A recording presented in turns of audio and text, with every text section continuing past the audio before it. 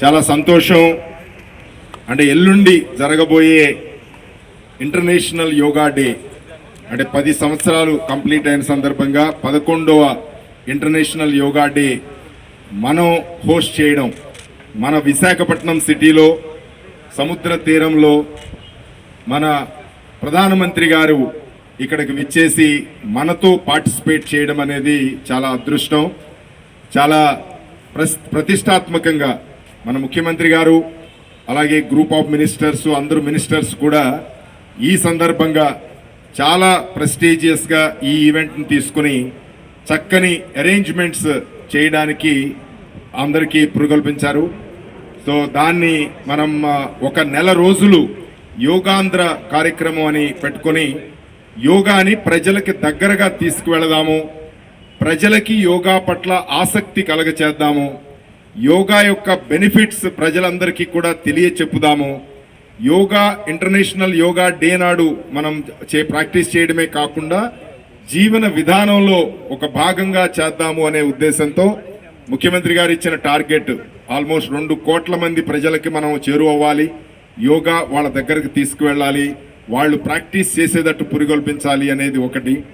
అలాగే ఒక 25 లక్షల మంది సర్టిఫికేట్ మనం ఆల్మోస్ట్ 3 రోజులు కంటిన్యూస్గా ట్రైనర్స్ ఆధ్వర్యంలో గనక యోగా చేయగలిగితే గనక ట్రైనర్ సాటిస్ఫై బాగా చేస్తున్నారని సర్టిఫికేట్ ఒకటి ఇచ్చే కార్యక్రమం పెట్టి 25 లక్షల సర్టిఫికేట్స్ ఇవ్వడం.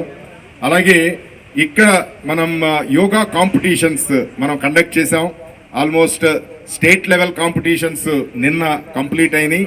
ఆనరబుల్ మినిస్టర్స్ సమక్షంలో ఆల్మోస్ట్ స్టేట్ లెవెల్లో అంటే విలేజ్ లెవెల్ నుంచి మండల్ లెవెల్ నుంచి జిల్లా స్థాయి నుంచి ఎవరైతే కాంపిటీషన్స్లో పార్టిసిపేట్ చేసి స్టేట్ లెవెల్లో 126 మంది మనకి విన్నర్స్గా నిలిచారు. వాళ్ళు రేపు యోగా ప్రేమికులందరికీ శుభోదయం. తరతరాలుగా మన పూర్వీకులు వారి అనుభవాన్ని రంగరించి మేళవించి మనకు అందించిన అద్భుత వారసత్వ సంపద యోగా. అయితే గత 10 సంవత్సరాలుగా యోగాకి అత్యంత ప్రాచుర్యం తెచ్చి ఐక్యరాజ్య సమితి ద్వారా ఒక యోగా దినోత్సవాన్ని ప్రకటింపజేసి ఇవాళ 170 పైగా దేశాలు అంతర్జాతీయ యోగా దినోత్సవం సందర్భంగా యోగాను ప్రాక్టీస్ చేయడానికి ముఖ్య కారణభూతులైన ఈ దేశ ప్రధాని గౌరవనీయులు నరేంద్ర మోడీ గారు 11వ అంతర్జాతీయ దినోత్సవం సందర్భంగా ఈ రాష్ట్ర గౌరవ ముఖ్యమంత్రి చంద్రబాబు నాయుడు గారి కోరిక మేరకు మన విశాఖపట్నానికి రాబోతున్నారు. ఒక అద్భుతమైన యోగా ప్రదర్శనకి విశాఖపట్నం వేదిక కానుంది.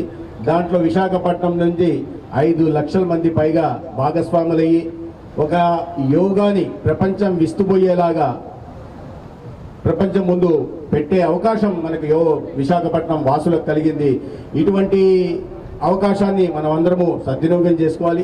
దీంట్లో భాగంగానే గత నెల రోజులుగా అనేక కార్యక్రమాల్ని రాష్ట్ర వ్యాప్తంగా నిర్వహిస్తున్నాం. అది థీమ్ బేస్డ్ యోగా కావచ్చు, లేదా మన ఆధ్యాత్మిక కేంద్రాలు కానీ, లేదా టూరిజం డెస్టినేషన్స్ కానీ, లేదా ప్లేసెస్ ఆఫ్ హిస్టారికల్ ఇంపార్టెన్స్ కానీ అనేక ప్రాంతాల్లో కూడా యోగాని మనం పాటిస్తూ యోగాని చేస్తూ ఈ రాష్ట్రంలో దాదాపు 2 కోట్ల మందిని భాగస్వాములు చేస్తూ కొన్ని రోజులుగా మనం చేస్తున్నాం.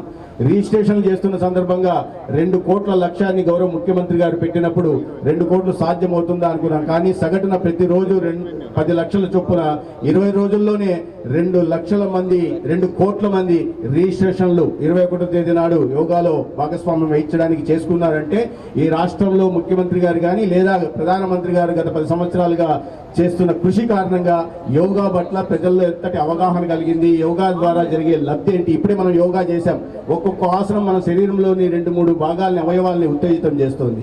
కేవలం శారీరక ఆరోగ్యమే కాకుండా మానసిక వికాసానికి కూడా తోడ్పడుతుంది. ఇవాళ మారిన పరిస్థితుల్లో అనేక మానసిక రుగ్మతలు లోనవుతున్న నేపథ్యంలో చిన్న పిల్లలకి ఈ యోగాని ప్రాక్టీస్ చేయడం ద్వారా, ప్రాణాయామం నేర్పించడం ద్వారా వారిలో ఆ ఒత్తిడి తగ్గి ఏకాగ్రత పెరుగుతుంది. తద్వారా చదువు మీద ధ్యాస పెట్టగలరు. అదే యువతలో కూడా ఒక ఆత్మవిశ్వాసం పొందుతుంది. వయసు పెరిగిన వారిలో ఒక ఆరోగ్యకరమైన వాతావరణంలో వారు ఉండడానికి అవకాశం ఉంటుంది.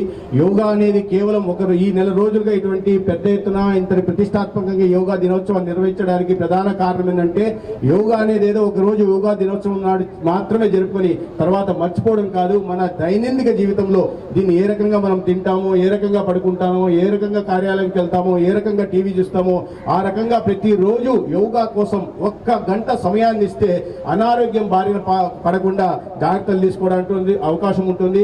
ముఖ్యమంత్రి గారు ఎప్పుడు చెప్తుంటారు క్యూరేటివ్ మెజర్స్ కన్నా ప్రివెంటివ్ మెజర్స్ తీసుకోవాలని.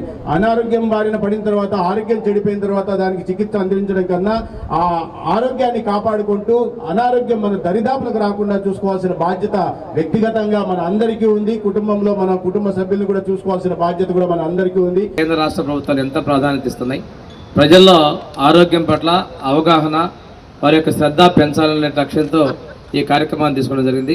పెద్దలు సత్యకుమార్ యాదవ్ గారు చెప్పినట్లు లక్ష్యానికి మించి అందరూ కూడా రిజిస్టర్ చేసుకున్నారు. ఒక విశాఖ నగరంలో మనం 5 లక్షల టార్గెట్ అనుకుంటే 9 లక్షల మంది వరకు రిజిస్ట్రేషన్ చేసుకున్నారంటే ఎంత పెద్ద ఎత్తున చైతన్యవంతమో మనం ఒక్కసారి ఆలోచించుకోవాలి. అందరూ కూడా యోగాని జీవితంలో భాగస్వాములు చేయాలి.